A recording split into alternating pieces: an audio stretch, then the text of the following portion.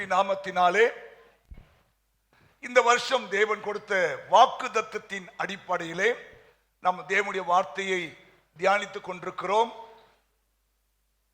எசேக்கியேல் 34வது அதிகாரம் 26வது வசனத்தை தேவன் இந்த வருஷம் நமக்கு வாக்குத்தத்தமாய் தந்திருக்கிறார். நான் ஏற்ற காலத்திலே மழையை பெய்ய பண்ணுவேன், ஆசீர்வாதமான மழை பெய்யும் என்று தேவன் சொல்லி இருக்கிறார். கைத்தட்டுங்க பார்க்கலாம்.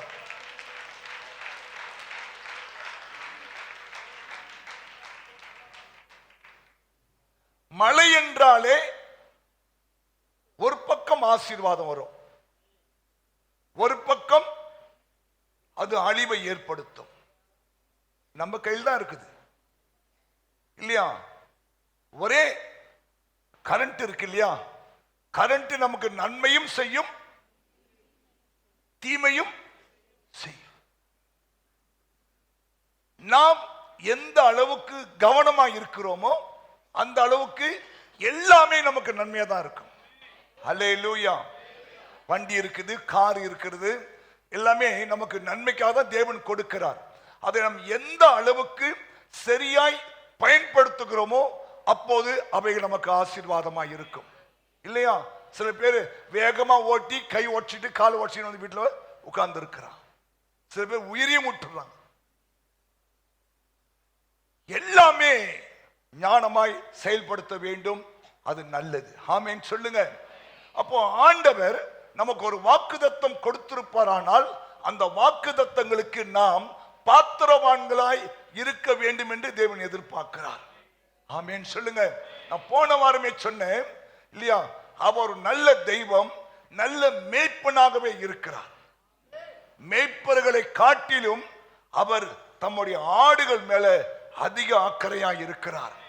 ஆடுகள் என்றால் நீங்கள் நானும் ஆடுகள் என்று இந்த வசனத்தினுடைய இந்த அதிகாரத்தினுடைய கடைசி வசனம் சொல்லுகிறது. புரியுதுங்களா? நாம் ஆடுகள். சொல்லுங்க, நாம் ஆடுகள். அவர் நல்ல மேய்ப்பன், நாம் ஆடுகள். இந்த வாரமும் நாம் எப்படிப்பட்ட ஆடுகளாய் இருந்தால் இந்த ஆசீர்வாத மழையை பெற முடியும் என்பதை குறித்து பேச விரும்புகிறேன். என்றால் இந்த வருஷத்திலே நீங்கள் நல்ல ஆடுகளாய் இருக்க வேண்டும். தேவன் எதிர்பார்க்கிற நல்ல குணமுள்ள ஆடுகளாய் இருக்க வேண்டும், தியாகம் பண்ற ஆடுகளாய் இருக்க வேண்டும், நன்மை செய்கிற ஆடுகளாய் இருக்க வேண்டும். அப்படி தேவன் எதிர்பார்க்கிறார். வாசிக்கலாம். யோவான் 10ஆம் அதிகாரம் 2வது வசனம். தேவன் எதிர்பார்க்கிற ஒரு ஆடு. வாசல் வழியாய் பிரவேசிக்கிறவனோ ஆடுகளின் மேய்ப்பனாய் இருக்கிறான். ஆடுகளின் மேய்ப்பனாய் இருக்கிறான். வாசலை காக்கிறவன் அவனுக்கு திறக்கிறான். வாசலை காக்கிறவன் அவனுக்கு திறக்கிறான். ஆடுகளும் அவன் சத்தத்துக்கு செவி கொடுக்கிறது. ஆடுகளும் அவன் சத்தத்துக்கு செவி கொடுக்கிறது. அவன் தன்னுடைய ஆடுகளை பேர் சொல்லி கூப்பிட்டு அவைகளை வெளியே நடத்தி கொண்டு போகிறான். Praise God. இது ஆண்டவராகிய இயேசு கிறிஸ்து புதிய ஏற்பாட்டிலே இல்லையா? அந்த ஆடுகளை குறித்தும் அந்த மேய்ப்பனை குறித்தும் இங்கே தெளிவா இந்த அதிகாரம் முழுசா வாசித்தீங்கன்னாவே அவர் நல்ல மேய்ப்பனாக, நாம் ஆடுகளாக அவர் இங்கே காண்பிக்கிறார். ஆமென் சொல்லுங்க. இங்கே இயேசு சொல்லுகிறார், வாசலை காக்கிறவன் அவனுக்கு திறக்கிறான். நீங்க பார்த்திருக்கீங்களா? ஆடு மந்த இருக்கும் போது பண்ணா ஒரு பட்டின்னு ஒன்று இருக்கும். பட்டி தெரியுமா? பட்டினா என்னன்னா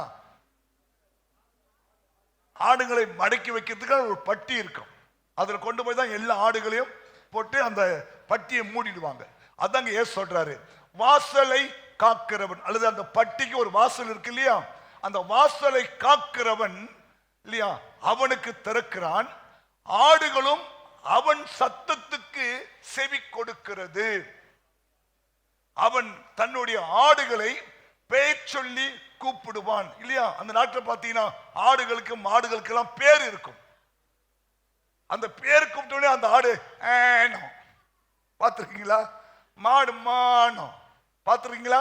நாய்க்கெல்லாம் பேர் வைக்கிறாங்க. நாய்க்கு மனுஷன் பேர் வைக்கிறான். மனுஷனுக்கு நாய் பேர் வைக்கிறான். என்ன போராட்டமா இருக்கு இல்லையா? நாய்க்கு மனுஷன் பேரை வைக்கிறான், மனுஷனுக்கு நாய் பேரை வைக்கிறான். பைபிள் சொல்லுது ஒவ்வொரு ஆட்டுக்கும் மேய்ப்பன் பேர் வைப்பானா. ஆமா, புரியுதா? அதே மாதிரிதான் இப்போ. அப்போ அதான் சொல்றாரு, நம்முடைய பெயர் அவர் தன் உள்ளங்கையில குத்தி வச்சிருக்கிறார், பொறித்து வைத்திருக்கிறார். ஆமென் சொல்லுங்க. அவன் தன்னுடைய ஆடுகளை பெயர் சொல்லி கூப்பிடுவான், அவைகளை வெளியே நடத்தி கொண்டு போய் நல்ல மேய்ச்சல் கொடுப்பான். ஓகே, இப்ப நல்லா நிமிர்ந்து உட்காருங்க. இதுல தேவன் எதிர்பார்க்கிற ஒரு ஆடு என்னன்னா, அவருடைய சத்தத்துக்கு செவி கொடுக்கிற ஒரு ஆடு. ஆமா சொல்லுங்க. அந்த ஆட்டு மேல தேவன் தம்முடைய பின்மாறி காலத்து மழையை பெய்ய பண்ணுவார், ஆசீர்வாதமான மழையை பெய்ய பண்ணுவார். புரியுதுங்களா? இந்த கடைசி நாள் வந்துட்டோம். அநேகர் அந்த அந்த மேய்ப்பனுடைய சத்தத்துக்கு செவி கொடுப்பது இல்லை. நல்லா புரிஞ்சுக்கணும். நாம் எல்லாரும் அவருடைய பிள்ளைகள், அவருடைய ஆடுகள். அவருடைய சத்தத்துக்கு செவி கொடுத்து அந்த மேய்ப்பனோடு இணைந்திருக்கிற ஆட்டை வெளியில் இருக்கிற ஓநாய்களோ மிருகங்களோ தொட முடியாது. அவருடைய சத்தத்துக்கு செவி கொடுக்காம தன் தன் தன் இஷ்டப்படி நடக்கிற ஆடுகளை இல்லையா, பாதுகாப்பு இல்லாம போயிடும். ஆமென் சொல்லுங்க. அப்ப இந்த கடைசி நாள் வந்திருக்கிறோம். அதனால்தான் நீங்கள் ஒவ்வொரு நாளும் தேவ சத்தத்தை கேட்கிற ஆட்களா இருக்க வேண்டும். ஜெபம் பண்றீங்க, வேதம் வாசிக்கிறீங்க, ஆண்டவரே என்னோடு பேசுங்க. நீங்கள் தேவ சத்தத்தை கேட்கிற அதுதான் ஆவிக்குரிய வளர்ச்சி. ஆண்டவர் நீங்க என்னோடு பேசினார், கர்த்தர் என்னோடு பேசினார் இல்லையா, அப்படி நீங்க சொல்லணும். அந்த தெளிவான அந்த வார்த்தை நமக்கு உண்டாகும். ஏன்னா பைபிள் போட்டிருக்கு, வழி இதுவே, இதிலே நடங்கள் என்று சொல்லுகிற ஒரு மேய்ப்பனுடைய சத்தம் கேட்குமா. அநேக சமயம் நமக்கு நம்ம போற வழி தெரியாம இருக்கும். ஏசாயா சொல்றாரு, வழி இதுவே, இதிலே நடங்க. நீங்கள் வலதுபுறமாய் சாயும் போதும் இடதுபுறமாய் சாயும் போதும் வழி இதுவே இதிலே நடவுங்கள் என்று உங்களுக்கு பின்னாலே சொல்லும் வார்த்தையை உங்கள் காதுகள் கேட்கும். தான் தேவ சத்தம். கர்த்தருடைய சத்தம் நமக்கு கேட்கணும். ஒண்ணு, நீங்கள் வேதத்தை வாசிக்கும் போது கர்த்தர் அந்த வார்த்தை மூலமா பேசுவார். சில சமயம் ஆண்டவர் உங்களுக்கு அசரீரி மூலமா பேசுவார். சில சமயம் உங்களுக்கு சொப்பனத்தில் தேவன் பேச ஆரம்பிப்பார், தரிசனங்களை கொடுத்து பேச ஆரம்பிப்பார் இல்லையா. எங்கேயோ நீங்க ஒரு பிரயாணம் போகும்போது எதிர ஒரு கார் ஒண்ணு போவோம், அதுல பிள்ளை போட்டிருக்கோம் இல்லையா, பயப்படாதே நான் உன் கூடவே இருக்கிறேன்னு. இப்படி ஆண்டவர் நம்மோட பல விதத்திலே பேசுகிறார். அதற்கு நாம் என்ன பண்ணோம்? கீழ்ப்படினோம். இன்னைக்கு என்ன பிரச்சனைனா, அவர் பேசிக்கொண்டுதான் இருக்கிறார். ஏன்னா நம்ம ஆண்டவர் பேசுகிறவர் இல்லையா. சில சமயம் சர்ச்சைக்கு வரும்போது கர்த்தர் நம்மோடு பேசுவார், இல்ல சில வசனங்கள் மூலமாய் கர்த்தர் நம்மோடு பேசுவார், ஊழியக்காரர் மூலமாய் கர்த்தர் நம்மோடு பேசுவார், கேர்சல் லீடர், பராமரி குழு தலைவர்கள். சில சமயம் நீங்க இந்த உபதேசங்களை கேட்க போகும்போதெல்லாம் எப்படியோ கர்த்தர் உங்களுடைய தேவைக்கு தக்கதாய் உங்களோட பேசுவார். ஆமென். அப்ப என்ன பண்ணணும்னா, நீங்க அந்த சத்தத்துக்கு நீங்க செவி கொடுக்கணும். இன்னைக்கு என்ன பிரச்சனை, நம்மள பைபிள் சொல்றது, அவங்க தங்களுடைய பிடரியை கடினப்படுத்துகிறார்கள், தங்கள் இருதயத்தை கடினப்படுத்துகிறார்கள். பார்வோன் தேவன் சொல்லும் போதெல்லாம் தன் இருதயத்தை கடினப்படுத்தி ஆண்டவர் ஏறக்குறைய 9 விதமான அற்புதம் செய்கிறார். அவன் என்ன பண்ணான்? இருதயத்தை கடினப்படுத்துகிறான். 10வது முறை பாருங்க, அந்த வீட்டை ஒரு பெரிய இழப்பு. அப்பதான் சொல்றான், நீங்க கிளம்பி போகும்பா, போ உங்க தெய்வத்தை போய் கும்பிடுங்க போங்க. ஹல்லேலூயா, ஆமென் சொல்லுங்க. அப்போ அநேக சமயம் தெய்வம் பேசும்போது பாருங்க, அவங்க இருதயத்தை கடினப்படுத்துவாங்க. பைபிள் சொல்லுது, அடிக்கடி கடிந்து கொள்ளப்பட்டும் தன் பிடரியை கடினப்படுத்துகிறவன் டேஷ் டேஷ் இல்லையா? ஆமா, சகாயமே இருக்காது அவங்களுக்கு. அப்போ ஆண்டவர் சில தவறுகளை, சில குற்றங்களை, சில பாவங்களை அவர் நம்மோடு கூட சொல்லிக்கினே இருப்பார். ஆண்டவர் நம்ம கேட்காத மாதிரி போயிட்டு வச்சுங்களேன், இந்த செவிட்டு விரியன் கதை மாதிரி ஆயிடும். செவிட்டு விரியன் என்ன பண்ணுமா இல்லையா? தன் காதை என்ன பண்ணுமா? எப்போதும் அடைத்து கொண்டே இருக்குமா. ஆண்டவர் அது உதாரணம் சொல்றாரு இல்லையா? எத்தனையோ விரியன் பாவம் பார்க்கிறோம், செவிட்டு விரியன். சங்கீதத்தில் வாசிக்கிறோம், செவிட்டு விரியன். பாம்பாட்டிகள் வினோதமாய் ஊதி. கவனிங்க, பாம்பாட்டி யாரு? எங்களை வச்சுங்களேன்.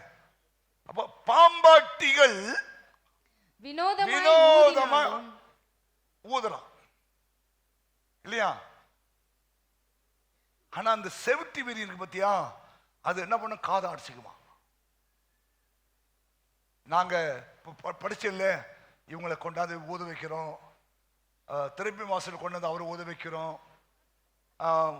இல்லையா? அந்த மதில் இந்த கொண்டாந்து ஆற்று ஊத வைக்கிறோம். யார் வச்சுன்னா ஊதிக்கு பாஸ்டர், நான் இருக்கிறவராகவே இருப்பேன் பாஸ்டர். நீ அவர் இயேசுதான் இருக்கிறவர்.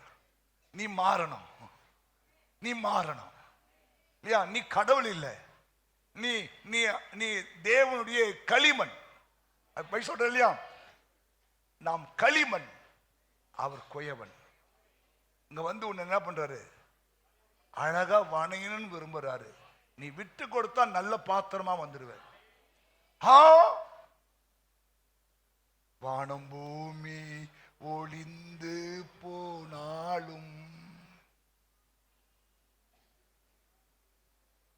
ரைட். உன் தலைவிதி அப்படிதான் இருக்குதான். யார் மாத்த முடியும் சொல்லி பார்க்கலாம். உன் தலைவிதியை மாத்தா இயேசு உன் கோயில் கொண்டு வந்திருக்கிறார் இல்லையா? இல்ல நான் அப்படிதான் இருப்பேன். நீ எப்படின்னா ஊதின்னு போ, எனக்கு தெரியாது இல்லையா? நீ யார் வச்சா ஊது. கலா வின்சென்ட் வச்சு ஊது பாரு, வின்சென்ட் ராஜ் வச்சு ஊது இல்லையா? பர்னபாஸ் வச்சு ஊது இல்லையா? அவனை வச்சு ஊது, இவனை வச்சு ஊது. ஏன் நாங்கள் இவங்களாம் வைக்கிறோம்? சரி, நம்ம ஊதுனாதான் இது கேட்க மாட்டுது. இவர் ஊதினா கேட்போமா? நான் யார் ஊதினாலும் இல்லையா, என் இதயம் ஓப்பனே ஆகாது. இயேசுநாதரே வந்து கதவு தட்டுறாரு. இதோ நான் வாசற்படியில் நின்று தட்டுகிறேன். ஒருவன் என் சத்தத்தை கேட்டு திறந்தால் நான் உள்ள வந்துடுவேன். நம்மளாம் திறக்கதே கிடையாது. ஹல்லேலூயா. ஆமா, இயேசுநாதருக்கு கூட நீ திறக்க மாட்டே வீட்டு. நாங்க பல சமயம் பல வீடுகள் தட்டிட்டு திரும்பி வந்துரும். நீங்களா வந்தீங்க? நானு அவர் வந்து எவர் வந்தா நம்ம ஆண்டவர் வந்து அவங்க மூலமா தான் வெளியே வரும் இல்லையா? அவர் ஸ்ட்ரைட்டா வருவாரா? ஒரு அம்மா என்ன பண்றான், இயேசுவே உமக்கு நான் சாப்பாடு கொடுக்கணும்னு ஆசைப்படுறேன், நீங்க எங்க வீட்டுக்கு வர முடியுமான்னு ஒரு அம்மா கேட்டிருக்கு. இயேசுநாதரும் பரவாயில்லம்மா, இவ்வளவு நன்றி என கூப்பிடுறேன்னு சொல்லிட்டு ரைட் மாட்டு பொங்கல் அன்னைக்கு வரேன்னு சொல்லிட்டு அவர் ப்ராமிஸ் பண்ணிட்டாரு. இந்த அம்மா காலமே எழுந்து நல்லா ரெடி பண்ணி வீட்டில் கழுவி தொடச்சி கிடிச்சு எல்லாம் ரெடி பண்ணி நல்லா சாப்பாடெல்லாம் ஆக்கி ரெடி பண்ணி கரெக்டாக வச்சுட்டு ஆண்டவர் வருவாரான்னு ஜன்னல் வழியில் நின்று பார்த்துருக்கான். கவனி, முதல்ல ஒரு பிச்சைக்காரன் வந்தானா, அம்மா சாப்பிட்டு 10 நாள் ஆச்சுமா, அம்மா சாப்பாடு, ஏய் போ எங்க வீட்டுக்கு ஏசப்பா வரேன்னு இருக்காரு போ. அவர் வந்து சாப்பிட்டு போன பிறகுதான் எல்லாருக்கும் அவனை தெத்தி அமைச்சிருச்சு. அவனும் விடாம அம்மான்னு நின்னா தண்ணி மொண்டு மூஞ்சில் ஊத்திடுவேன். அவன் போயிட்டான். இன்னும் கொஞ்ச நேரம் பொறுத்து இன்னொரு மனுஷன் வந்தாமா, பசிக்கா இருக்குமா, சாப்பிட்டு 10 நாள் ஆச்சுமா, சோறு போடுமா, ஏய் போ ஏசுநாதர் வரேன்னு சொல்லியிருக்காரு இல்லையா? அவர் சாப்பிட்டு போன பிறகுதான் இப்படி மணி ஆயிடுச்சு, 4 மணி ஆயிட்டு. இந்த அம்மா ரொம்ப டென்ஷன் ஆயிட்டு, ஏசு வரல. போயிட்டு ஜபாரிக்கு போய், இயேசுவே நான் பொய் சொல்ல மாட்டேன்னு சொன்னீங்க, பொய் உரையா தேவன் சொன்னீங்க, வர சொல்லிட்டு ஏமாத்திட்டீங்களே இயேசுவேன்னு சொன்னோம். அப்போ இயேசு சொன்னார், நான் தான் வந்தேனம்மா. எப்ப வந்தீங்க? அதான் ஒரு பிச்சைக்காரன் மாதிரி வந்தேன்னு. ஐயோ அது நீங்களா? அவன் என் மூஞ்சில தண்ணி ஊத்துன்னு சொல்லிட்டு சுத்தண்ணி, அது சுத்தண்ணி காய்ச்சி ஊத்து சொல்லிட்டு, ஐயோ இயேசுவே அது நீங்க தெரிஞ்சுதான் புரிஞ்சுட்டா. இயேசு இப்படிதான் வந்து கதை தட்டுவார். பைபிள் வசனம் இருக்கு. எபிரேயர் 13:1 வாசிங்களே. எபிரேயர் 13:1, அந்நியரை உபசரிக்க மறவாதிருங்கள், சிலர் அறியாமல் தேவதூதரையும் உபசரிப்பது உண்டு. சில சமயம் பிச்சைக்கார வேடத்துல வருவாரு, சில சமயம் முடவன் வேடத்துல வருவார் ஆண்டவர், இல்லையா? ஸ்டேட்டெல்லாம் வர மாட்டாரு. அந்நியரை நீங்க உபசரிங்க, சில சமயம் தேவ தூதர்களையும் நீங்கள் உபசரிப்பது உண்டு. ஆமென், ஹல்லேலூயா. புரிஞ்சிட்டீங்களா? அப்ப தேவ சத்தத்துக்கு இதெல்லாம் தான் தேவ சத்தம், இதெல்லாம் தான் தேவ சத்தம். ஆமென் சொல்லுங்க. யோவான் 10:4-5 சொல்லுது, வாசிங்களா? அவன் தன்னுடைய ஆடுகளை வெளியே விட்ட பின்பு அவைகளுக்கு முன்பாக நடந்து போகிறான். நல்ல மேய்ப்பன் முன்பாக நடந்து போகிறான். ஆடுகள் அவன் சத்தத்தை அறிந்திருக்கிறபடியினால் அவனுக்கு பின் செல்கிறது. கவனிங்க கவனிங்க, ஆடுகள் மேய்ப்பனுக்கு பின்னாடி தான் போகணும். அந்நிய சத்தங்கள் உண்டு, இல்லையா? மிமிக்ரி சத்தங்கள் உண்டு. மிமிக்ரி தெரியுமா உங்களுக்கு? என்ன மாதிரியே பேசுவான். நம்ம பாஸ்து குரல் மாதிரியே இருக்க, ரைட், ஏமாந்துனா போச்சு. ஆமென். அதனால இன்னைக்கு அந்நிய சத்தம் இருக்கு, மிமிக்ரி சத்தம் இருக்கு. அப்படின்னா சத்தம் இருக்கு, இதெல்லாம் நீங்க கவனிக்கணும். சில பேர் சொல்லுவாங்க, டேய் உங்க அப்பா வராரு, அந்த அந்த வண்டி சத்தத்தை வச்சு கண்டுபிடிக்கும், அந்த செருப்பு சத்தத்தை வச்சு கண்டுபிடிக்கும், இல்லையா? அவர் இருமுதை வச்சே கண்டுபிடிக்கும். நல்ல நல்ல மனைவி. ஹல்லேலூயா. புரியுதுங்களா? அப்போ ஆடுகள், நீங்க அந்த மேய்ப்பனுடைய சத்தத்தை நீங்க என்ன பண்ணணும்? சரியாய் புரிஞ்சு அவனுக்கு பின்னாடி செல்லுங்கள். அந்நியருடைய சத்தத்தை அறியாதபடினால் அவைகள், ஆட்டுக்கு இருக்கிற அறிவு கூட இன்னைக்கு நமக்கு இல்லை. பாருங்க, ஆட்டுக்கு தன் மேய்ப்பனுடைய சத்தம் நல்லா தெரியும். அவன் மிமிக்ரி பண்ணா கூட அவைகள் அந்நியனுக்கு பின் செல்லாமல் அவனை விட்டு ஓடிப்போ. கைத்தட்டு பார்க்கலாம் அந்த நல்ல ஆட்டுக்கு. இந்த கடைசி காலம், புரியுதா? ஆமா, உங்களுக்கு சாதகமாக, உங்களுக்கு சாதகமா ஃபேவரா கூட என்ன பண்ணுவாங்க? அந்நிய சத்தம் வரும். உங்க பாஸ்டர் வீட்டு புது வருஷம் வந்தாரா? அவர் போன வருஷமே வரல. நீங்க எங்க சபைக்கு வாங்க, நாங்க வார வாரம் வரோம் வீட்டுக்கு. போ போ. இதெல்லாம் அந்நிய சத்தங்கள். உங்களுக்கு ஃபேவரா பேசுவாங்க. செக்கினா கோயில் தானே, உங்களை விசாரிக்க மாட்டாங்களே, உங்களை கண்காணிக்க மாட்டாங்களே, கவனிக்க மாட்டாங்களே. எப்பா அவர் கவனிச்சா என்னப்பா? எனக்கு கவனிக்க ஒருத்தர் இருக்கிறாருப்பா. என் கண்கள் திறந்தவைகளும் என் செவிகள். அப்புறம் என்ன? இதெல்லாம் அந்நிய சத்தங்கள், மிமிக்ரி சத்தங்கள், இல்லையா? ஆனா பாருங்க, ஆடு போகவே போகாதான். நம்ம பாருங்க போய் உட்கார்ந்துக்கிறோம். ஆடு அந்நிய சத்தத்துக்கு செவி கொடுக்க கூடாது. ஆடு அப்படி செய்யவே செய்யாது. உபாகமம் 28:1-2 நீங்க வாசித்து பாருங்களேன். 14 ஆசீர்வாதம் இருக்கிறது. அது என்ன கண்டிஷன்? இன்று நான் உனக்கு விதிக்கிற உன் தேவனாகிய கர்த்தருடைய கட்டளைகளின்படி எல்லாம் செய்ய நீ கவனமா இருக்கும்படிக்கு அவர் சத்தத்துக்கு நீ உண்மையாய் செவி கொடுப்பாயானால் உன் தேவனாகிய கர்த்தர் பூமியில் உள்ள சகல ஜாதிகளிலும் உன்னை மேன்மையாக வைப்பார். ஆமென். போன வருஷம் சொன்னார்ல, வெச்சாரா உன்னை மேன்மையா? இல்லையே. சில பேரை மேன்மையாக்கிட்டார் ஆண்டவர். அவங்க அவர் சத்தத்துக்கு உண்மையா என்ன பண்ணாங்க? செவி கொடுத்தார்கள். பல பேர் செவி கொடுக்கல. கவனிங்க, வாக்குத்தத்தம் செய்தவர் உண்மை உள்ளவர். அவர் என்னைக்கும் பொய் சொல்லவே மாட்டார். ஆனா ஏன் நடக்கல? ஏன் கர்த்தர் உங்களை மேன்மையா வைக்கல? ஏன் வைக்கல? வசனம் சொல்றது, இன்று நான் உனக்கு விதிக்கிறேன் உன் தேவனாகிய கர்த்தருடைய கட்டளை. நம்ம சொல்றதுதான் தேவ கட்டளை. அப்ப நீ என்ன பண்ணும்? அதை செய்ய கவனமா இருக்கணும். அவர் சத்தத்துக்கு உண்மையாய் செவி கொடுக்கணும். நம்ம எங்க செவி கொடுக்கிறோம்? நமக்கு ஃபேவரா வந்தா செவி கொடுப்போம். ஹல்லேலூயா, ஹல்லேலூயா. நமக்கு ஃபேவரா வந்தா செவி கொடுப்போம் இல்லையா? நீங்க எவ்வளவு பேரு இந்த எசேக்கியேல் புக் வாசிச்சீங்க? எசேக்கியேல் போய் சொல்லாம ஒண்ணு அதான், அது படிக்க மாட்டேன். ஏன்னா அடிப்பேன், குத்துவேன், பருத்தி போட்டுருவேன், உருத்தி போட்டுருவேன் இல்லையா? எரேமியா இன்னும் மோசம். வாசிக்கலாம். ஏசாயா, கலங்காதே, திகையாதே, நான் உன்னை பெயர் சொல்லி அழைத்திருக்கிறேன், நீ என்னுடையவள், நீ என்னால் மறக்கப்படுவதே இல்லை இல்லையா? இப்படிதான் நம்ம வண்டி ஓடுது. சில பேர் பைபிள் பார்த்தா சங்கீத புக்கு கிழிஞ்சு போயிருக்கோம், ஏசாயா புக்கு கிழிஞ்சு போயிருக்கோம் இல்லையா? ஏன்னா இதெல்லாம் அப்படியே தடவுற மாதிரி இருக்கும்.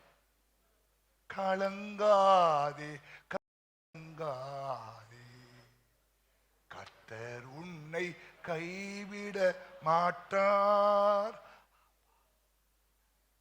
ஆறுதலின் தெய்வமே. இந்த மாதிரி பாட்டுலாம் நல்லா பிடிக்கும் இல்லையா? இல்லையா? அர்ப்பணிப்போ ஆவியா, கசப்புகள், வைராக்கியம். பாஸ்டர் ராங்கா பாட்டு பாடுறாரு, இதெல்லாம் நம்ம பிடிக்காதுல்ல. ஒப்பு கோடு, ஒப்பு கொடுக்க முடியாது, ஒப்பு கொடுக்க முடியாது இல்லையா? கவனிங்க, சாப்பாட்டுல அறுசுவை உணவு இருக்கணும். ஆமா இல்லையா? ஒரு உருளைக்கிழங்கு சாப்பிட்டா கேஸ் பிடிச்சிக்கும். உருளைக்கிழங்கு இருக்கணும், ஊறுகாவும் இருக்கணும், அப்புறம் கூட்டு இருக்கணும், பொரியல் இருக்கணும், சாம்பார் இருக்கணும், ரசம் இருக்கணும். அதெல்லாம் குடிச்சதா போயின்னு இருக்கணும். ஏன் சுகர்? இந்தியாக்காரங்க சுகர் ஜாஸ்தி, மொத்தம் ஊற்றி போட்டு அடிக்கிறது. இதெல்லாம் குப்பை தொட்டியாப்பா, புள்ள வச்சது, பொண்ணு வச்சது, புருஷன் வச்சது, இது ஒரு எக்ஸ்ட்ரா போட்டது, எல்லாத்தையும் பரட்டி போட்டு பாருங்க, உள்ள தள்ளு பாருங்க. அப்புறம் மாதிரி இல்லையா? எவ்வளவு சுகரு? அது 550. No no. வெள்ளக்காரங்க பாருங்க, வியாதி வராது. காலை ஒரு பண்ணு துண்டு டீ குடிச்சு போயின்னு இருப்பான், தான் தோத்தணும். அதான் அவனுடைய காலை உணவு. நமக்கு காலைல இட்லி, பொங்கல், பூரி, மசாலா,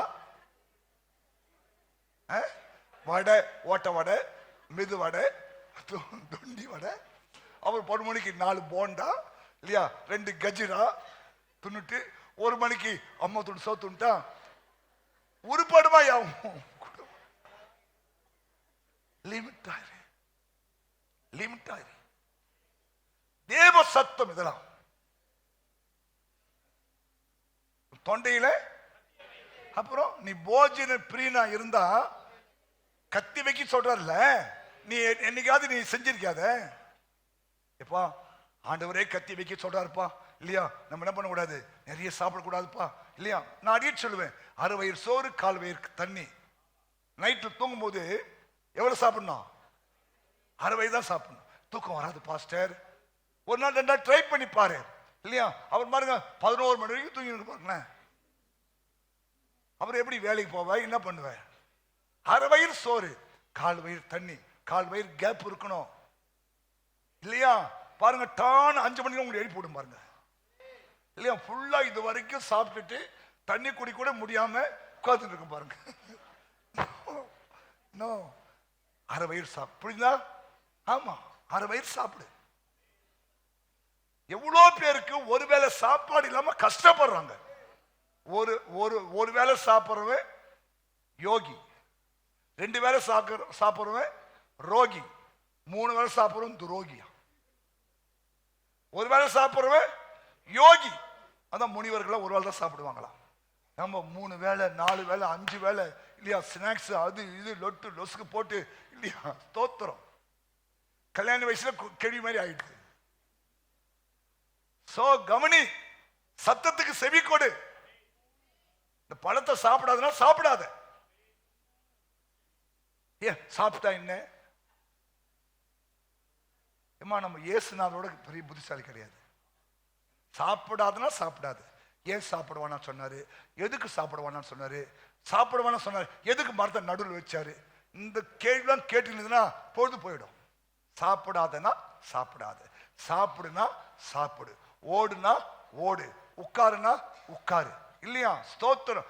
பைபிள் உங்களுக்கு என்ன சொல்லுதோ அதுக்கு செவி கொடு. உண்மையாய் நீ செவி கொடுப்பாயானால் பூமியில் உள்ள சகல ஜாதி உன்னை மேன்மையா, இது அவருடைய வார்த்தை, போய் சொல்ல மாட்டார். ஏன் உன்னை நீ மேன்மையா இல்லை? போன வருஷமா அப்படிதான் பாஸ்டர் இருந்தது, இந்த வருஷம் ஏதோ மழை பெய்யும் சொல்லியிருக்கேன், மழை பெய்யுமான்னு பார்க்கறேன், இந்த வருஷமா நீ சரியான பெய்யாது. அவருடைய சத்தத்துக்கு உண்மையா செவி கொடுக்கலன்னா இந்த வருஷம் இல்லையா வாக்குதத்தம் போயின்னு இருக்கும், ஆனா உனக்கு பலன் கிடைக்காது. ஆமென் சொல்லுங்களேன். ஹல்லேலூயா. போன வாரம் ஒரு அம்மா சாட்சி சொன்னாங்க, நாங்க 36 வருஷமா கஷ்டப்பட்டோம், எங்களுக்கு வர வேண்டிய அந்த ஆசீர்வாதம் வரல, ஆனா இந்த வருஷத்துடைய வாக்குத்தத்தப்படி நாங்க செபித்தோம், கர்த்தர் அந்த காரியத்தை கைகூடி வர பண்ணினார். கர்த்தர் நாமத்துக்கு ஸ்தோத்திரம். அவங்களுக்கு வருஷத்தின் ஆரம்பத்தில் பெஞ்சிச்சு மழை இல்லையா, உனக்கு பெயின் இல்ல, என்ன பண்ணணும்? அவருடைய சத்தத்துக்கு உண்மையாய் செவி கொடுத்தால் பூமியில் உள்ள சகல ஜாதி உன்னை மேன்மையாய் கத்த வைப்பார். அது போய் சொல்லவே மாட்டார். 14 ஆசீர்வாதம். அது கீழே பார்த்தீங்கன்னா 14 2ஆம் வசனம் சொல்லுது பாருங்க. நீ உன் தேவனாகிய கர்த்தரின் சத்தத்துக்கு செவி கொடுக்கும் போது இப்பொழுது சொல்லப்படும் ஆசீர்வாதங்கள் எல்லாம் உன்மேல் வந்து உனக்கு பலிக்கும். அப்ப இந்த 2 வசனத்துமே ஆண்டவர் மெயின் பண்றது என்ன? என் சத்தத்துக்கு நீ உண்மையாய் செவி கொடு. ஆமா சொல்லு, உண்மையாய் செவி கொடு. எத்தனை பேர் டெய்லி பைபிள் வாசி ஜெபம் பண்ணுவீங்க? டெய்லி போய் சொல்லாம, நான் டெய்லி பைபிள் வாசி ஜெபம் பண்ணும் பாஸ்டர். பாருங்க, இன்னும் நம்ம சபையில சரியா இல்ல.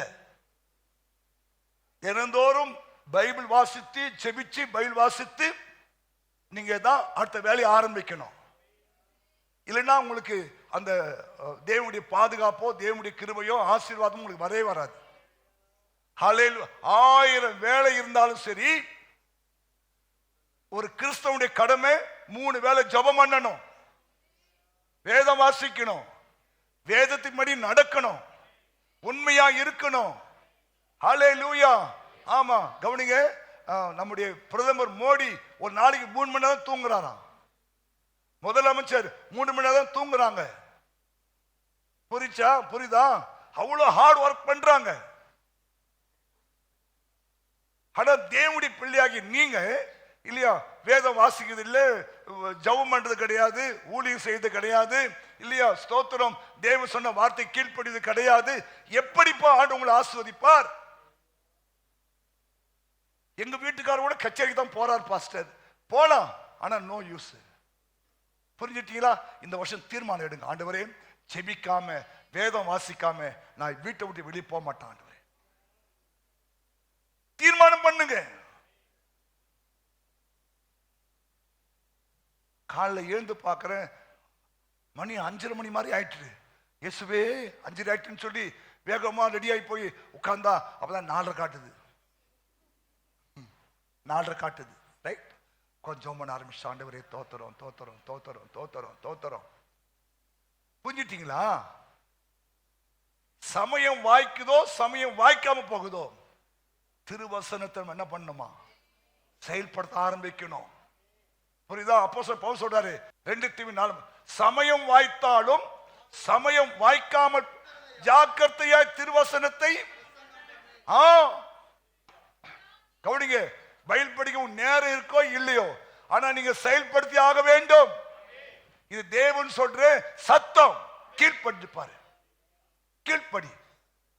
5 மணிக்கு ஏந்து ஆண்டு சம்பந்தம் உட்கார்ந்துக்கோ. ஜெபம் பண்ண தெரியல, தோத்துறப்பா ஏசப்பா தோத்துறோம் தோத்துறோம் சொல்லு, அவர் இறங்கி வந்துடுவார். ஆமென். ஹல்லேலூயா. புரியுதா? இன்னைக்கு இந்த வருஷத்துல தீர்மானம் பண்ணுங்க, நிச்சயமா இந்த ஆசீர்வாதமான மழை பெய்ய ஆரம்பிக்கும், செழிப்பு உண்டாகும். ஹல்லேலூயா. தீமைகள் விலக ஆரம்பிக்கும். நெடுங்காலமா எதிர்பார்த்த காரியங்கள் கைக்கூடி வர ஆரம்பிக்கும். ஏன்னா அவர் ஒரு வார்த்தை சொன்னாவே போதும், உன் காரியங்கள் எல்லாம் பினிஷ் ஆயிடும் இல்லையா? ஆமென் சொல்லுங்க. உன் மாறாவின் தண்ணீர் மதுரமாய் மாற ஆரம்பிக்கும்.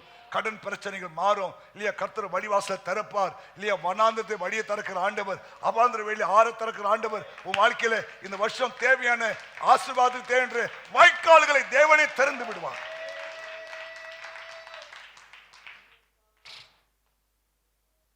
என்ன சொல்றேன்னு தெரியுமாங்க? இந்த உண்மையா நம்ம செவி கொடுக்கிறோம். நீ செவி கொடுக்கும் போது கர்த்தர் உன்னை நிச்சயமா வாழாக்காமல் தலையாக்குவார். உன் தேசத்துல மழை பெய்ய ஆரம்பிக்கும். கர்த்தர் தம்முடைய பொக்கிஷசாலியாகிய வானத்தை திறப்பார். அநேக ஜாதி கடன் கொடுப்ப, கடனே நீ வாங்க மாட்ட அப்படின்னு பைபிள் சொல்லுது. இந்த வருஷம் அவருடைய சத்தத்துக்கு உண்மையா செவி கொடு, அந்நிய சத்தத்துக்கு செவி கொடுக்காத.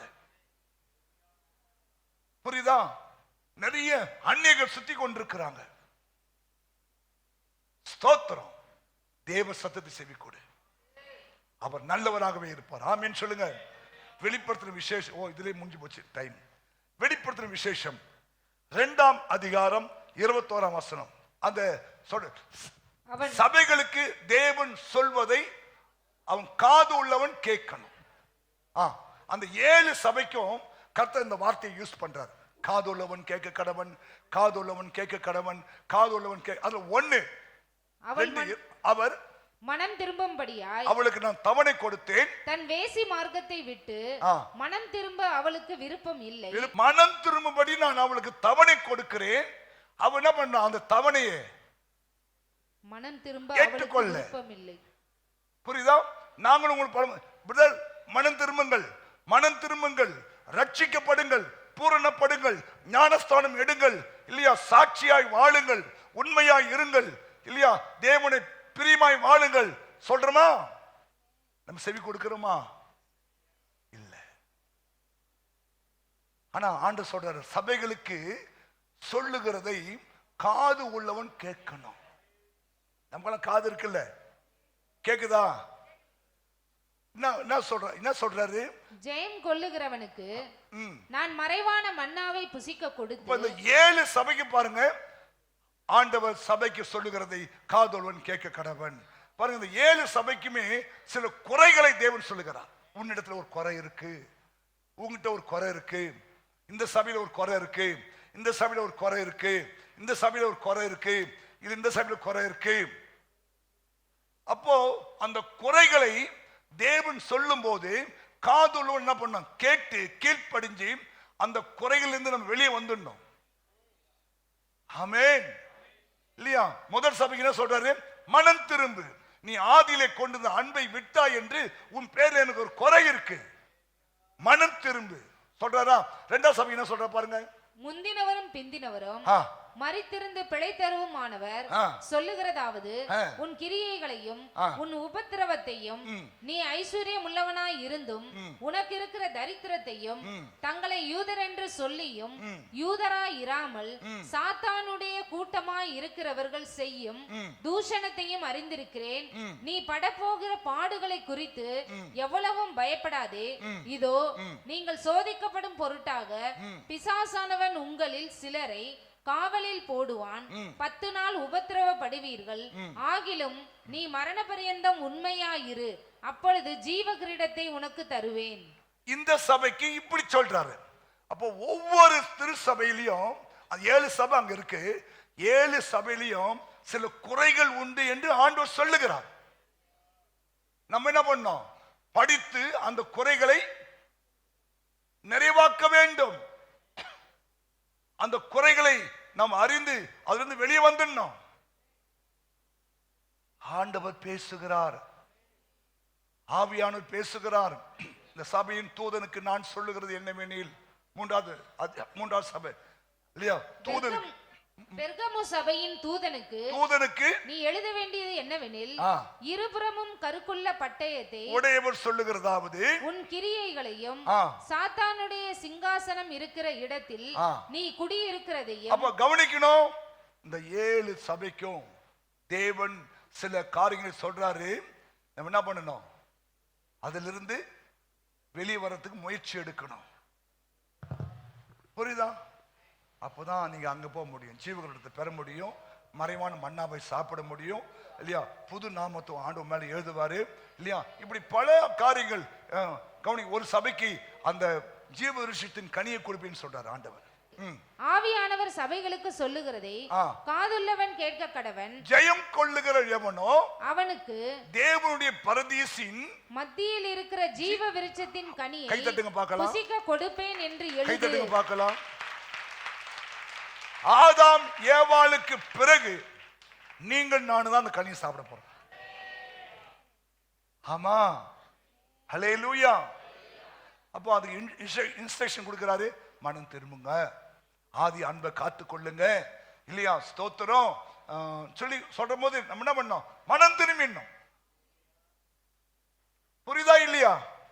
ஹல்லேலூயா. சரி, ஓகே. மார்க் 16:16. விசுவாசம் உள்ளவனாகி ஞான ஸ்நானம் பெற்றவன் ரட்சிக்கப்படுவான், விசுவாசி ஆதவனோ ஆக்கினைக்குள்ளாக தீர்க்கப்படுவான். இது யாருடைய சத்தம்? விசுவாசம் உள்ளவனாகி ஞானஸ்நானம் பெற்றவன் ரட்சிக்கப்படுவான் என்ற சத்தம் யாருடைய சத்தம்? தேவனுடைய சத்தம். எதுவுமே அந்த வார்த்தை கீழ்ப்படிஞ்சிருக்கீங்கன்னு தெரியல. ஒரு வீட்டுக்கு போயிருந்தேன், ஏமா இன்னும் உங்க பிள்ளைங்களுக்கு ஞானஸ்நானம் கொடுக்குன்னு கேட்டேன். இல்ல பாஸ்டர், ஞானஸ்நானம் கொடுத்துட்டா மாப்பிள்ளை வருவானா? வரமாட்டான். வரவே மாட்டான்.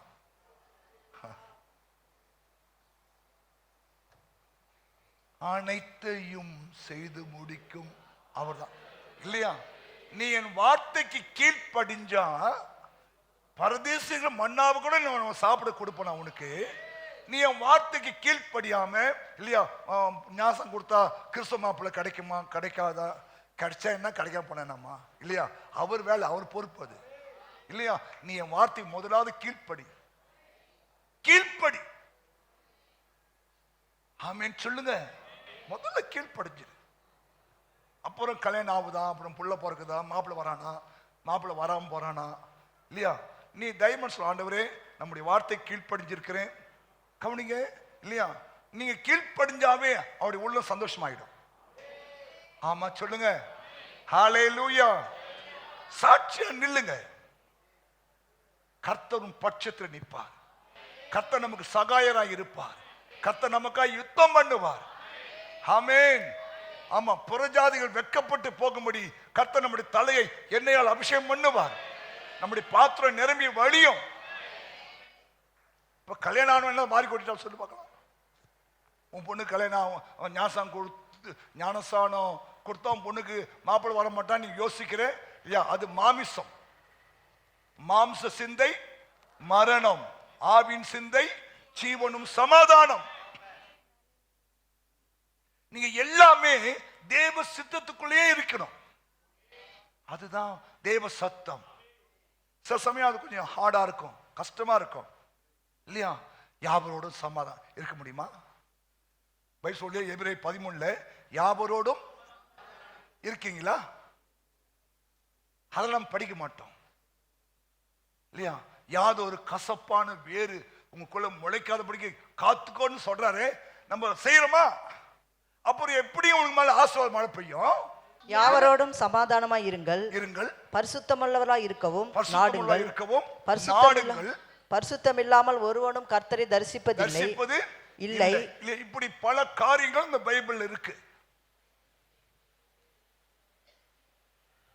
ஆனா நமக்கு ஃபேவரான வசதி மட்டும் வச்சுக்கின்னு நமக்கு ஃபேவரா வசந்த தாண்டி எட்ட போயிடுவோம். பைபிள் இருக்கிற அவ்வளவு வசனத்துக்கு நம்ம கீழ்ப்படியணும், அந்த சத்தத்துக்கு செவி கொடுக்கணும். அப்ப பாருங்க உங்க வாழ்க்கையில ஆசீர்வாதமான மழை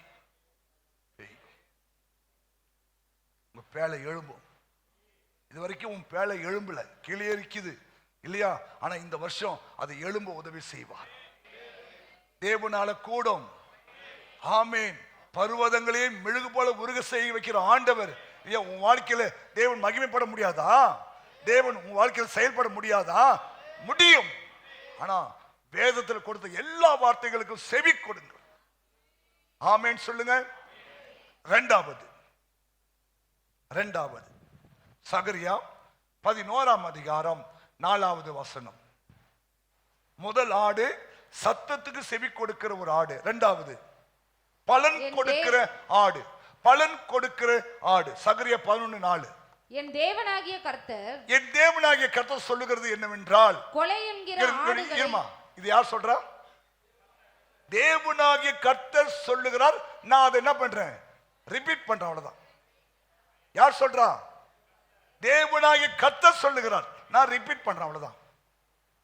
பைபிள் இருக்கிறது லோகோஸ். இந்த வார்த்தையெல்லாம் லோகோஸ். ஆனா வெளியே வரும்போது அது ரேமாவா வெளிப்படும். ரெண்டு காரியங்கள், லோகோஸ், ரேமா.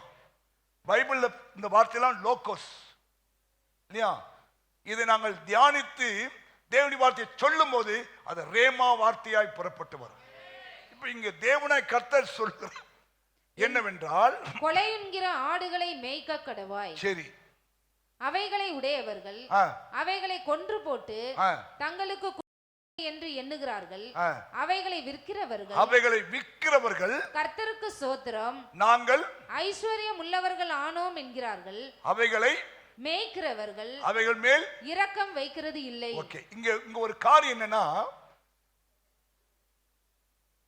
அவைகளை விற்கிறவர்கள் கர்த்தருக்கு ஸ்தோத்திரம், நாங்கள் ஐஸ்வர்யம் உள்ளவர்களானோம் என்கிறார்கள். கவனிங்க, ஆடுகளை விற்கும் போது ஐஸ்வர்யம் கிடைக்கும்ல, ஒரு ஆசீர்வாதம் கிடைக்கும்ல.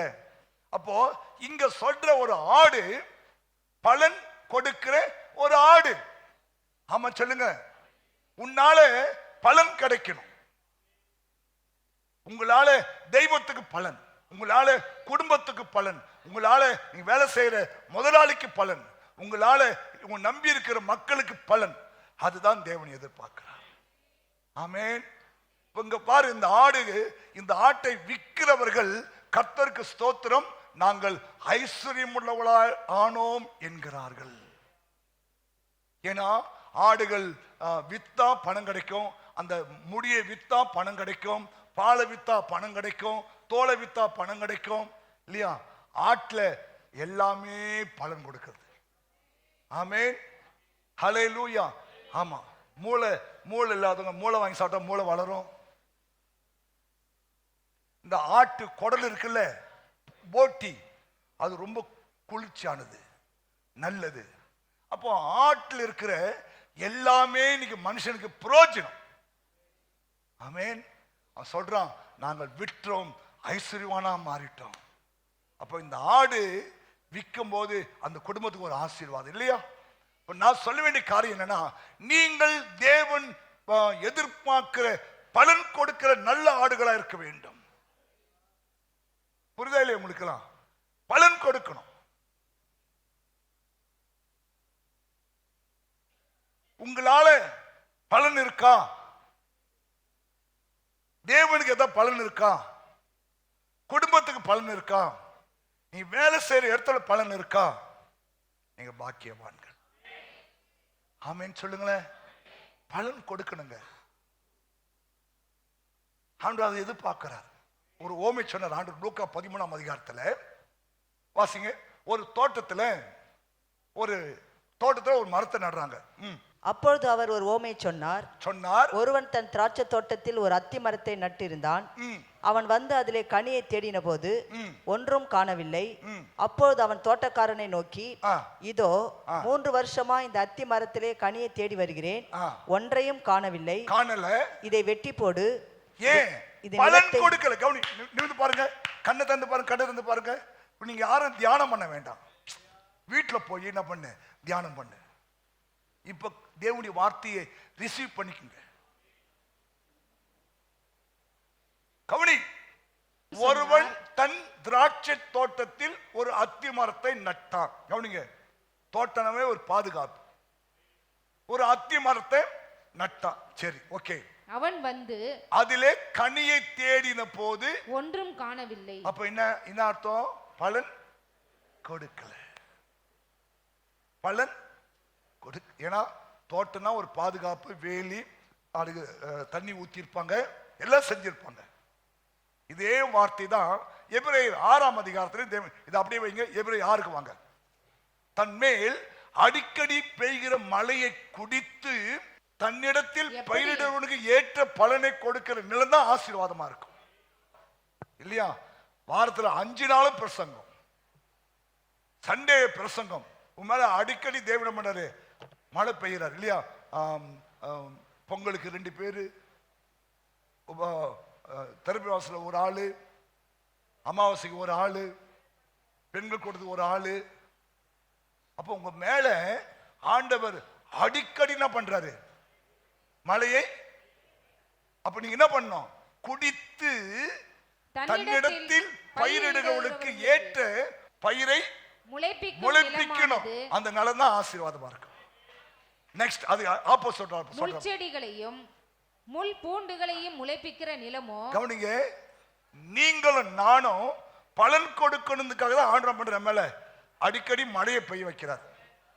மழைனா இல்லையா, ஆசீர்வாதங்களை கொடுக்கிறார், நன்மையை கொடுக்கிறார், இல்லையா, எல்லாம் கொடுக்கிறார்.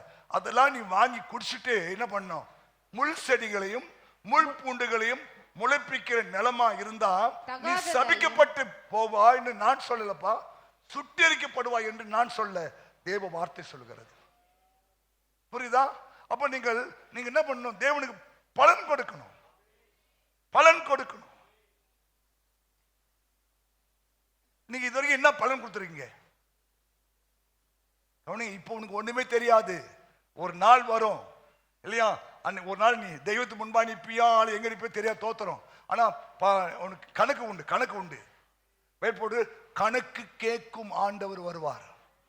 எப்பா வா, பேர் என்ன? என் பேரு அருட்செல்வன். ரைட்டு. எந்த சர்ச்சு? சக்கினாசம் தெரியுத? சரி. எப்போ ரட்சிக்கப்பட்ட?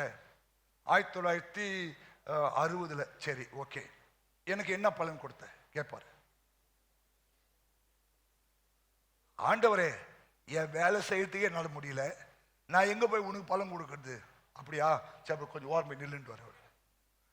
ஓரம் நில்லுன்ட்டானாவே உன் ஜோலி முடிய போகுதுன்னு அர்த்தம். அடுத்த இடம் போறேன்னு அர்த்தம். கவனிங்க, நான் அடிக்கடி சொல்றேன், 24 மணி நேரம் 8 மணி நேரம் வேலைக்கு போறேன், 8 மணி நேரம் தூங்குறேன். அடுத்த 8 மணி நேரம் இருக்குதுல்ல, என்ன பண்றீங்க? அதையும் பிடிங்கி நீ துண்டினா அவருக்கு என்ன பண்ணுவ? நீ இந்த 8 மணி நேரத்துல தான் ஜெபம் பண்றது, வேதம் வாசிக்கிறது, ஊழியம் செய்யறது, ஆத்ம ஆதாயம் பண்றது, கேசல் நடத்துறது, இல்லையா? நம்ம அந்த 8 மணி நேரத்தை தெய்வத்தை கொடுக்கு. எல்லாத்தையும் முழுங்கிட்டு டைமே இல்ல பாஸ்டர். நான் மறுபடியும் சொல்றேன், ஒரு முறை எஸ்ஆர்எம் ஹாஸ்பிட்டல்ல ஒரு மனுஷனை பார்க்க நான் போயிருந்தேன். அவருக்கு பெட்டுக்கு எதிர ஒரு, அது நம்ம செங்கப்பட்டு சேர்ந்தவர் தான், பைபிள் அப்படி படிக்கிறாரு, வயசானவர். ஐயா, ரொம்ப பைபிள் வாசிக்கிறீங்களே, வீட்டில் வாசிப்பீங்களா? டைமே இல்லை பாஸ்டர். அதனால தான் ஹாஸ்பிட்டலில் கொண்டாந்து வச்சு ஊசி குத்தி ட்ரிப்ஸ் ஏற்றி என்னை படிக்க வைக்கிறார். புரியுதா? வீட்டில் நீ படிக்கலன்னா எங்க படிக்க வைப்பாரு? ஹாஸ்பிட்டல்ல, எஸ்ஆர்எம்ல, சாய் ஹாஸ்பிட்டல்ல. அப்படின்னு ஹாஸ்பிட்டல் ஜேஎஸ்பி, ரங்கா, கங்கா, தேவையாமா உனக்கு?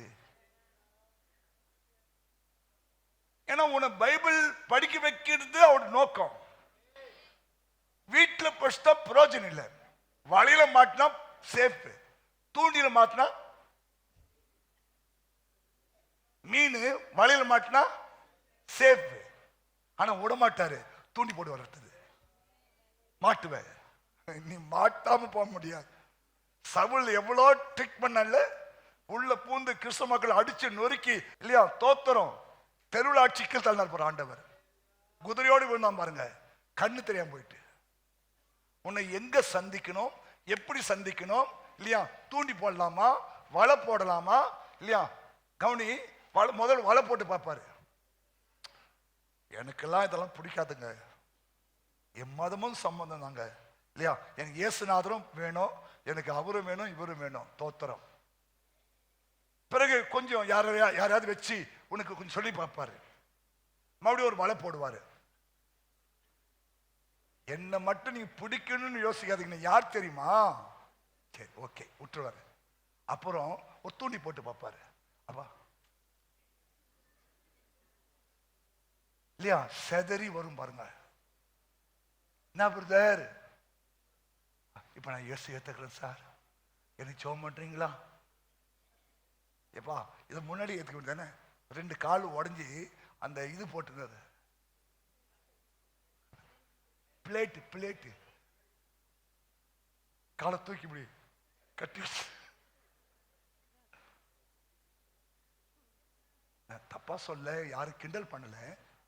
அப்போ சார் இந்த இயேசுநாதனை ஏத்துக்கல, இதை நீ முன்னாடி செய்ய வேண்டியதானப்பா, முதல்ல வலை போட்டார்ல மாட்ட வேண்டியதானே, இப்ப எதுக்கு நீ தூண்டில் மாட்டின்னு வந்திருக்கிற? தப்பன்ட்டேன் சார், அது இயேசுநாதனை ஜெபம் பண்ணீங்க, உன்னதான் அவர் லாக் பண்ணிட்டார்ல, எங்க போனாலும் உன்னை விட மாட்டார். சேப்பா இந்த 2026 உள்ள வந்துட்டுனா தோத்துரும், இல்லனா உமக்கே ஸ்தோத்திரம், உமக்கே ஸ்தோத்திரம். ஹாஸ்பிட்டல் தான் நீ பைல் படிப்ப, ஹாஸ்பிட்டல் தான் நீ ஜெபம் பண்ணுவ. பாஸ்டர் நல்ல வார்த்தை பேசுங்க பாஸ்டர், இது நல்ல வார்த்தை தான், எஸ் நான் சொல்ற வார்த்தை தான். பைபிள் சொல்லுது, அவன் ரட்சிக்கப்படும்படி நான் அவனுக்கு தவணை கொடுத்தேன். அடோ சிஸ்டர், நீ மனம் திரும்பறதுக்கு தேவன் தவணை கொடுக்கிறார்.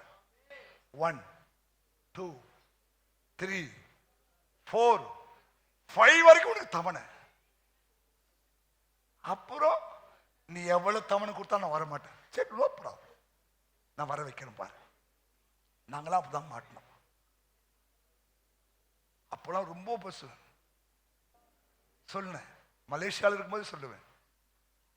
பார்த்தார், ஓ சரி, ஏன்னா நான் அவருக்கு தேவை. உன்னை எப்படி பிடிக்கலாம்,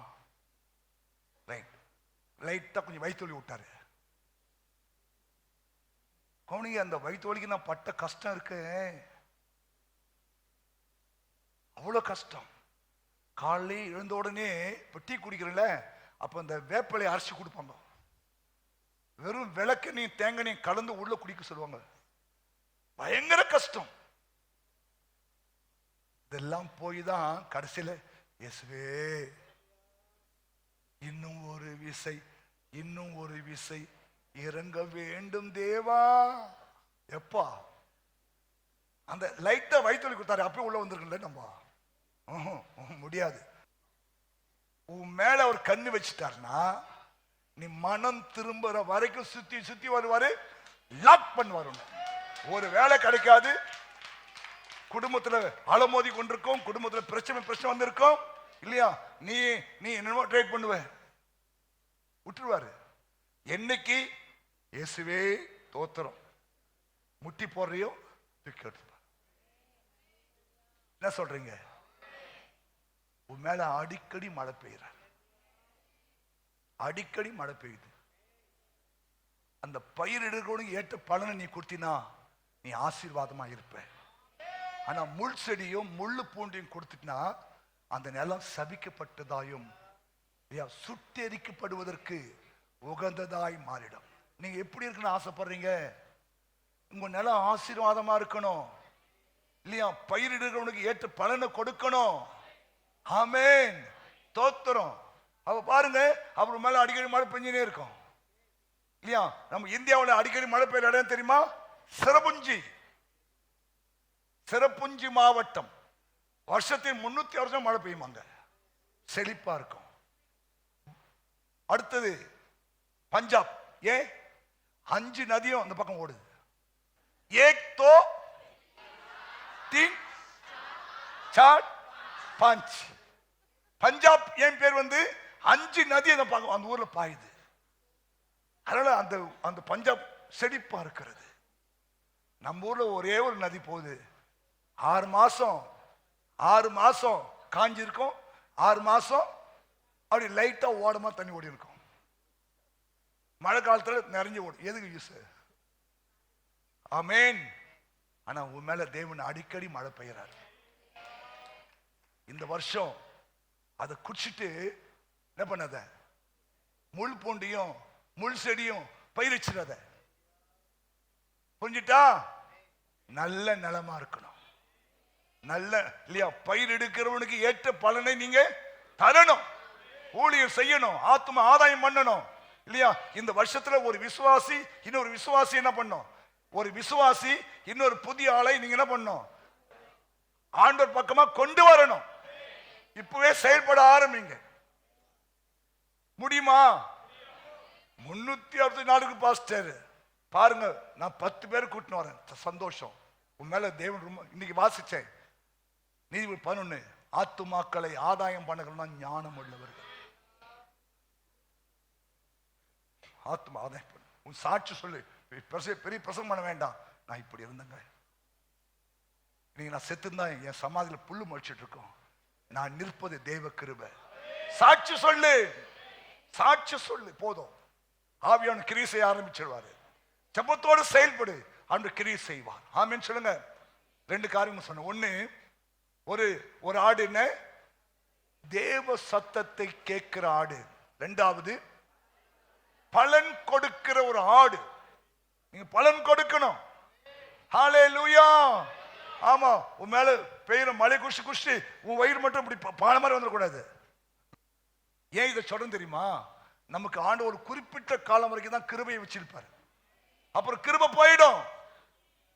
அப்புறம் நீ கண்ணீர் விட்டு கவலையோடு தேடினாலும் மனம் மாறுதலை பார்க்கவே முடியாது. இந்த கிருபையின் காலத்துல என்ன செய்ய முடியுமோ அதை செஞ்சு முடிச்சிடுங்க. கர்த்தர் உங்களுக்கு அனுகூலமான காரியம். நம்மள ஏந்து நிக்கலாமா? தீர்மானம் பண்ணுங்க. ஆண்டவரே, நான் பலன் கொடுக்கிற ஆடா இருக்கணும். இந்த வருஷம் நீங்க சொல்வதை எல்லாம் நான் கேட்டு கீழ்ப்படிஞ்சு நடக்கணும். ஆண்டவரே, ஒரு நாள் நான் முரட்டாட்டம் பண்ணக்கூடாது இல்லையா, செவி கொடுக்காம போகக்கூடாது, கடின இருதயமுள்ளவனாய் மாறக்கூடாது இல்லையா. ஸ்தோத்திரம். என் பிடரியை கடினப்படுத்தக்கூடாது. ஆண்டவரே, உம்முடைய வார்த்தைக்கு அப்படியே கீழ்ப்படிந்து சாஷ்டாங்கமாய் விழுந்து பணிந்து கொண்டு அந்த வார்த்தையை நான் செயல்படுத்த என் கிருபைத்தாருன்னு கை வைத்து கேளுங்க. இந்த வருஷம் நிச்சயமா அந்த மழை பெய்யும் பாருங்க. பலன் கொடுக்கிற ஆடா நீ மாறணும். உன் மேல ஆண்டவர் அடிக்கடி தன் மழையை பெய்ய பண்ணுகிறார். யார் யாரையோ கொண்டு வந்து தம்முடைய வார்த்தையை சொல்லி உன் வாழ்க்கைக்கு தேவையான ஆசீர்வாதங்களை தெய்வம் கொடுக்கிறார்.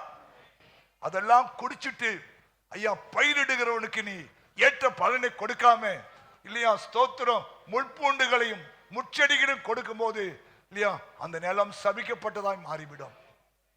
வேண்டாம், அந்த வார்த்தை நீ போக வேண்டாம். ஆண்டவரே, நான் கொடுக்கிறேன், நான் செய்கிறேன், செயல்படுறப்பா, என்னை மன்னிச்சு என்னை உருவாக்கித்தான் கை உயர்த்தி கேளுங்க. பரலோகத்தின் பிதாவே, உம்முடைய குமாரன் இயேசு கிறிஸ்துவின் நாமத்திலே உம்மை நோக்கி வருகிறோம். இந்த வருஷம் ஆசீர்வாதமான மழை பெய்யும் சொன்னீங்க ஆண்டவரே, ஸ்தோத்திரம். அந்த மழை இந்த வருஷம் எங்க மேல பெய்யலனா தேவன் எதிர்பார்க்கிற ஆடுகளாய் நாங்க இருக்கணும்ப்பா. ஏன்னா ஆடுகளுக்காக ஜீவனை கொடுக்கிற ஆண்டவர், ஆடுகளை மேய்க்கிற ஆண்டவர். ஐயா, ஆடுகளுடைய பிரச்சனையை அறிந்திருக்கிற ஆண்டவர், என்னை வார்க்கிற ஒரு ஆண்டவர். இந்த வருஷம் திருசபை மக்களுக்காக உமக்கு ஸ்தோத்திரம்.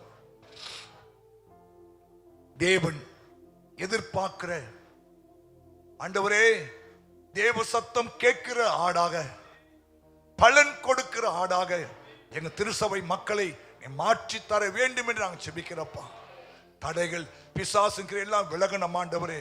ஐயா, ஆமா, சபைக்கு கர்த்தருடைய ஆவியானவர் சொல்லுகிற காதுள்ளவன் கேட்க வார்த்தைப்படி தேவ சத்தத்துக்கு செவி கொடுத்து வேதம் வாசிக்கும் போது, வசந்த கேட்கும் போதெல்லாம் அந்த வார்த்தைக்கு முற்றிலுமாய் தன்னை ஒப்பு கொடுத்து இந்த வருஷம் 30, 60, 100 பலனை இவர்கள் கொடுக்க நீர் உதவி செய்யும்படியா நான் ஜெபம் பண்றப்பா.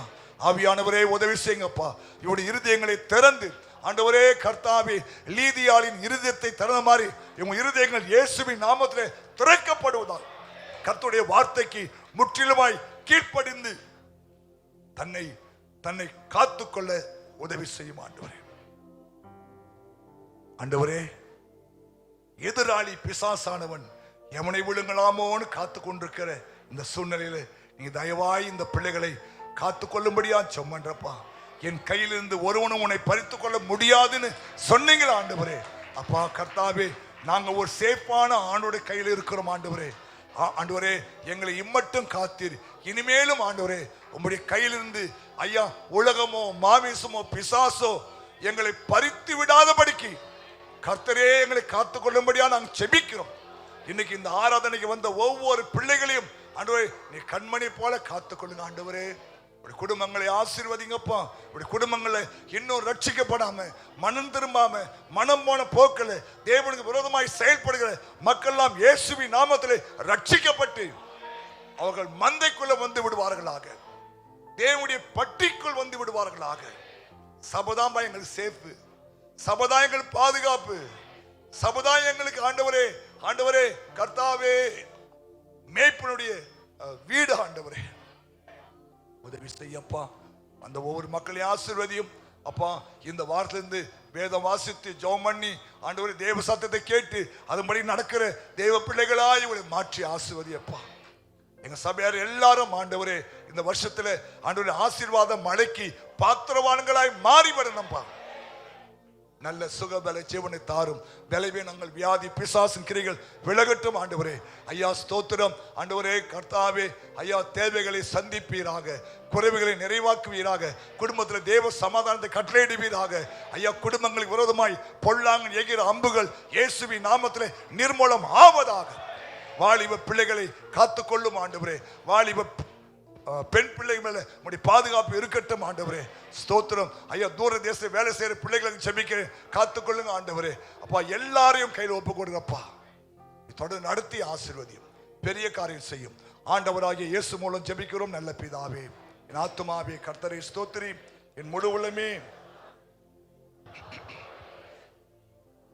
நம்முடைய பிதாவாகிய தேவனுடைய அன்பும் கர்த்தராகிய இயேசு கிறிஸ்துவின் கிருபையும் பரிசுத்த ஆவியானுடைய ஐக்கியமும் இப்போதும் எப்போதும் சதா காலமும் அவருடைய வருகை மட்டுமே நம்ம காத்துக்கொள்வாராக. கர்த்தர் உன்னை ஆசீர்வதித்து உன்னை காக்க கடவர். கர்த்தர் தம்முடைய முகத்தை உண்மையில் பிரகாசிக்க பண்ணி உண்மையில் கிருபையா இருக்க கடவர். கர்த்தர் தம்முடைய முகத்தை உண்மையில் பிரசன்னமாக்கி உனக்கு சமாதானம் கட்டளையிட கடவர் என்பதே. ஆமென். ஹல்லேலூயா. ஒரு வாழ்த்திக் கொள்ளுங்கள்.